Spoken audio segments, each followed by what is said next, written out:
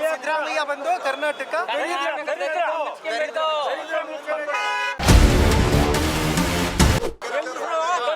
ಕೇಳ್ತಾ ಇಲ್ಲ.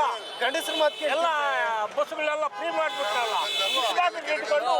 ಒಂದು ಯಾರು ಗ್ಯಾರಂಟಿ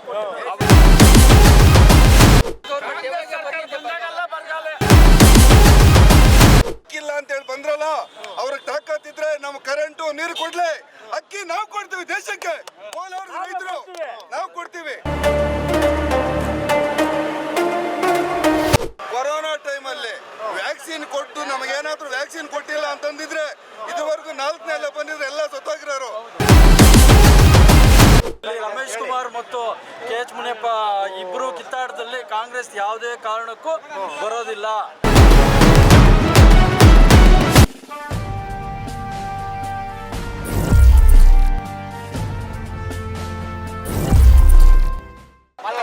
ರೈತರ ಸಮಸ್ಯೆ ಆಗ್ತದೆ. Free current ಕೊಡ್ತಿರ್ಲಿ.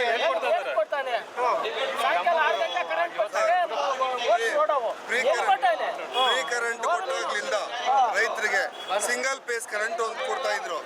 ಆ ಸಿಂಗಲ್ ಪೇಸ್ ಕರೆಂಟ್ ಕೊಡದೆ ರಾತ್ರಿ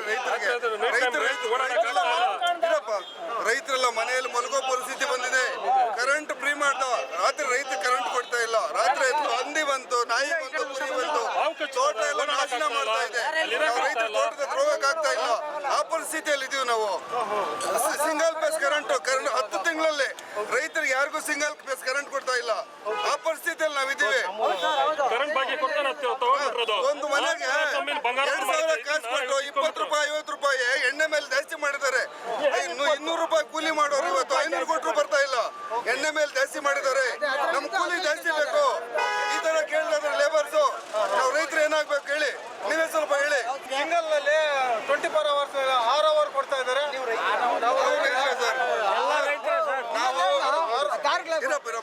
ನಾವು ಮೋದಿ ಅವ್ರಿಗೆ ಯಾಕೆ ವೋಟ್ ಕೊಡ್ಬೇಕು ಅಂತ ಹೇಳ್ತಾ ಇದ್ದೇವೆ ಅಂದ್ರೆ ರೈತರು ಕೊರೋನಾ ಟೈಮಲ್ಲಿ ವ್ಯಾಕ್ಸಿನ್ ಕೊಟ್ಟು ನಮಗೇನಾದ್ರೂ ವ್ಯಾಕ್ಸಿನ್ ಕೊಟ್ಟಿಲ್ಲ ಅಂತಂದಿದ್ರೆ ಇದುವರೆಗೂ 4ನೇ ಬಂದಿದ್ರೆ ಎಲ್ಲ ಸತ್ತೋಗಿರೋರು.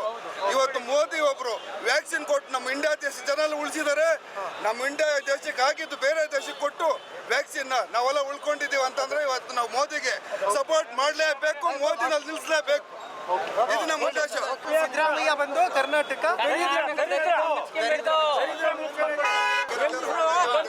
ಕೇಳ್ತಾ ಇಲ್ಲ. ಗಂಡಸರು ಮಾತು ಎಲ್ಲ ಬಸ್ಗಳೆಲ್ಲ ಫ್ರೀ ಮಾಡ್ಬಿಟ್ರಲ್ಲ. ಮಳೆ ಇಲ್ಲ, ಬೆಳೆ ಇಲ್ಲ. ಕೆರೆಗಳೆಲ್ಲ ಬಚ್ಚೋದ್ವು. ಬಸ್ಗಳಲ್ಲಿ ಫ್ರೀ ಅಂದ್ಬಿಟ್ರಲ್ಲ. ಹೆಂಗಸರು ಗಂಡಸರು ಮಾತು ಕೇಳ್ತಾ ಇಲ್ಲ. ಎಲ್ಲ ಹೋಗೋದು ಯಾರು ಕೇಳಲ್ಲ. 5 ಗ್ಯಾರಂಟಿ ಕೊಟ್ಟ ಮೇಲೆ ಯಾರು ಮಾತು ಕೇಳ್ತಾ ಇಲ್ಲ. ಒಂದು ಯಾರು ಗ್ಯಾರಂಟಿ ಅವ್ರು ಬಂದಿದ್ರೆ ದರಿದ್ರ ಸರ್ಕಾರ ಇದು ಬಂದು ಇವತ್ತಿನ ದಿವಸ ಮಳೆ ಬೆಳೆ ಏನು ಇಲ್ಲ, ನೀರಿಲ್ಲ, ಬರಗಾಲ ಆಗಿದೆ. ಅವ್ರು ಕಾಂಗ್ರೆಸ್ ಪ್ರತಿ ಸರಿನು ಹೆಂಗೆ ದೇಶಕ್ಕೆ ದರಿದ್ರ ಕೊಡ್ಲಿ. ಯಾರು ಕೊಡ್ಬೇಕು? ಯಾರು ಬಡವರು ಈ ದೇಶದಲ್ಲಿ? ಯಾರು ಬಡವರು? ಕೈ ಕಾಲು ಕಟ್ಟಿರೋರೆಲ್ಲ ಯಾರು ಬಡವರಿಲ್ಲ. ಕೆಲಸಕ್ಕೆ ಜನಕ್ಕೆ 700 ರೂಪಾಯಿ ಕೆಲ್ಸಕ್ಕೆ ಬರ್ಲಿ. ಅಲ್ಲಿ ಒಬ್ರು ಬರಲ್ಲ. ಯಾರು ದೇವ್ರ ಕೈ ಕಾಲು ಕೊಟ್ಟಿಲ್ವಾ? ಅವ್ರು ಯಾರು ಬಡವ್ರ? ಈಗ ಕೈ ಕಾಲು ಇಲ್ದವ್ರಿಗೆ ಬರೀ ಅಕ್ಕಿ ಎಲ್ಲ ಕೊಡ್ಲಿ, ಊಟನೂ ಕೊಡ್ಲಿ. ಪಾಪ ಅವ್ರ ದೇವರು ಏನೋ ಮಾಡಿ ಅಂಗವಿಕಲರು ಅವ್ರಿಗೆ ಮಾಡ್ಲಿ. ಅದು ಬಿಟ್ಟು ಎಲ್ಲಾರ್ಗು ಚೆನ್ನಾಗಿರೋ ಎಲ್ಲ ನೀವು ಫ್ರೀ ಆಗಿ ಕೊಟ್ರೆ ಎಲ್ಲಿ ದುಡಿತಾರೆ? ಯಾರು ದುಡಿತಾರೆ ಹೇಳಿ? ಯಾರು ಬರೋದಿಲ್ಲ. ಬೆಂಗಳೂರಿಂದ ಬಸ್ ಹತ್ತಿದ್ರೆ ನಿಲ್ಕೊಂಡ್ ಬರ್ಬೇಕು. 1 ನಿಮಿಷ. ಡಿಗ್ರಿ ಸ್ಟೂಡೆಂಟ್ ಆಮೇಲೆ ಡಿಪ್ಲೊಮಾ ಸ್ಟೂಡೆಂಟ್ಗೆ ಯಂಗರ್ಸ್ಗೆ ಅವ್ರು ದುಡಿಯೋಂಥ ಶಕ್ತಿ, ನಾಳೆ ಪ್ರಜೆಗಳು ಅದು ದೇಶವಂತ ಕಾಪಾಡೋ ಶಕ್ತಿ ಅವ್ರಿಗೆ ಫ್ರೀ ಮಾಡಿ ಅವ್ರು ದುಡ್ಡು ಕೊಡ್ತಾರೆ. ಸೋಮವಾರಗಳಾಗಿ ಮಾಡಿ ನಾಶನ ಮಾಡಿ ಸಿದ್ದರಾಮಯ್ಯ ಈ ತರ ಹಾಳು ಮಾಡ್ತಾ ಇದ್ದೇನೆ ನಮ್ಮ ಕ್ಷೇತ್ರನ. ಇವತ್ತು ಅಕ್ಕಿ ಇಲ್ಲ ಅಂತ ಹೇಳ್ತಿದಾರಲ್ಲ ಸರ್, ದುಡ್ಡು ಕೊಡ್ತಿದಾರೆ ಅಕ್ಕಿ ಇಲ್ಲ ಅಂತ. ಯಾರು ಬೆಳೆಯೋನು? ಯಾರು ಬೆಳೆ? ಒಬ್ಬನ್ ಬರ್ತಾ ಇಲ್ಲ. ಕೆಸರು ಗದ್ದೆಯಲ್ಲಿ ಕೆಲಸ ಮಾಡೋನು ಯಾರು ಹೇಳಿ ಸರ್? ಇವತ್ತು ಅಕ್ಕಿ ಎಲ್ಲ 3 ರಾಜ್ಯ ಸುತ್ಕೊಂಡ್ ಬಂದ್ರು, ಎಲ್ಲೂ ಅಕ್ಕಿ ಸಿಕ್ಲಿಲ್ಲ. ದುಡ್ಡು ಕೊಡ್ತಾ ಇದಾರೆ. ದುಡ್ಡು ಏನ್ ತಿನ್ನಕ್ಕಾಗುತ್ತಾ? ಯಾರು ಬೆಳೆಯೋನು? ಬೆಳೆಯೋನು ಇಲ್ಲ ಇಲ್ಲಿ. ರಾಜ್ಯ ಸುತ್ತಿ ಅಕ್ಕಿಲ್ಲ ಅಂತ ಹೇಳಿ ಬಂದ್ರಲ್ಲ, ಅವ್ರಿಗೆ ತಾಕತ್ತಿದ್ರೆ ನಮ್ ಕರೆಂಟು ನೀರು ಕೊಡ್ಲಿ, ಅಕ್ಕಿ ನಾವು ಕೊಡ್ತೀವಿ ದೇಶಕ್ಕೆ, ರೈತರು ನಾವು ಕೊಡ್ತೀವಿ, ಕರೆಂಟು ನೀರು ಕೊಡ್ಲಿ ರೈತರಿಗೆ, ದೇಶಕ್ಕೆ ನಾವು ಕೊಡ್ತೀವಿ ಅಕ್ಕಿ. ಮೂರು ರಾಜ್ಯ ಸುತ್ತಿ ಅದನ್ನ ಅಕ್ಕಿ ತಂದು ನಮ್ಗೆ ಕೊಡೋ ಪರಿಸ್ಥಿತಿ ಬೇಡ. ಅಲ್ಲಿ ಹೋದ್ರೆ ಅದಕ್ಕೆ ನೀರು ಕೊಡ್ಲಿ, ಕರೆಂಟ್ ಕೊಡ್ಲಿ, ನಾವು ಕೊಡ್ತೀವಿ ಅಕ್ಕಿ, ಕೋಲಾರ ಜನ ಕೊಡ್ತೀವಿ ಅಕ್ಕಿ ದೇಶಕ್ಕೆ. ಹಿಂಗೆ ಹೇಳಿ. ಇಲ್ಲಿ ಮಾತಾಡ್ತಿರೋರೆಲ್ಲ ರೈತರು, ಎಲ್ಲ ರೈತರೇ ಹೇಳಿ ಏನೋ ಎಲ್ಲ ರೈತರೇ, ಏನು ಹೇಳಷ್ಟಿಲ್ಲ. ಕರೆಂಟು ನೀರು ಕೊಡ್ಲಿ. ಯಾರು ಓಟ್ ಹಾಕ್ಬಾರ್ದು.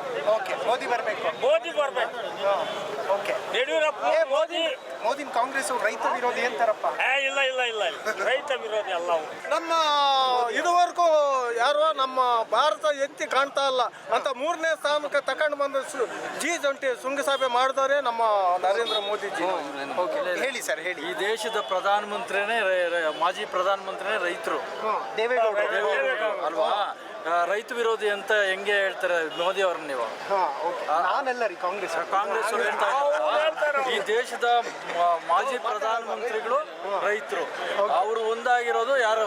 ಮೋದಿ ಅವರು. ಕೋಲಾರದಲ್ಲಿ JDS ಬಿಜೆಪಿ ಒಂದಾಗಿದೆ, 3 ಲಕ್ಷ ಮತಗಳ ಅಂತರದಿಂದ ಗೆಲ್ತಾರೆ. ಇಲ್ಲಿ ಸಿದ್ದರಾಮಯ್ಯ DK ಶಿವಕುಮಾರ್ ಕಚ್ಚಾಟದಲ್ಲಿ ಕಾಂಗ್ರೆಸ್ ಮುಳುಗೋಗುತ್ತೆ. ಇಲ್ಲಿ ರಮೇಶ್ ಕುಮಾರ್ ಮತ್ತು KH ಮುನಿಯಪ್ಪ ಇಬ್ರು ಕಿತ್ತಾಟದಲ್ಲಿ ಕಾಂಗ್ರೆಸ್ ಯಾವುದೇ ಕಾರಣಕ್ಕೂ ಬರೋದಿಲ್ಲ. ಇಲ್ಲಿ JDS ಬಿಜೆಪಿ ಮೈತ್ರಿ ಪಕ್ಷವಾಗಿ 3 ಲಕ್ಷ ಮತಗಳಿಂದ ಅಂತರದಿಂದ ಗೆಲ್ತಾರೆ. ಕಾಂಗ್ರೆಸ್ ಹಾಕ್ಬಾರ್ದು. ಹಂಗೆ ಬಿಜೆಪಿ ಮಲ್ಲೇಶ್ ಬಾಬು ಅವರು ಇಲ್ಲಿ ಒಳ್ಳೆ ವಿದ್ಯಾವಂತರಿದ್ದಾರೆ. ಅವರ ಮಲ್ಲೇಶ್ ಬಾಬು ಅವರು ಒಳ್ಳೆ ವಿದ್ಯಾವಂತರಿದ್ದಾರೆ, ಮಾಸ್ಟರ್ ಡಿಗ್ರಿ ಮಾಡಿದ್ದಾರೆ. ಮತ್ತೆ ಅವರ ರಕ್ತದಲ್ಲೇ IAS ಇದೆ. ಅವ್ರ ತಂದೆಯವರು IAS ಆಫೀಸರ್, ಭಾರತದ ಆಡಳಿತ ಸೇವೆ, ಇಂಡಿಯನ್ ಅಡ್ಮಿನಿಸ್ಟ್ರೇಟಿವ್ ಸರ್ವಿಸ್.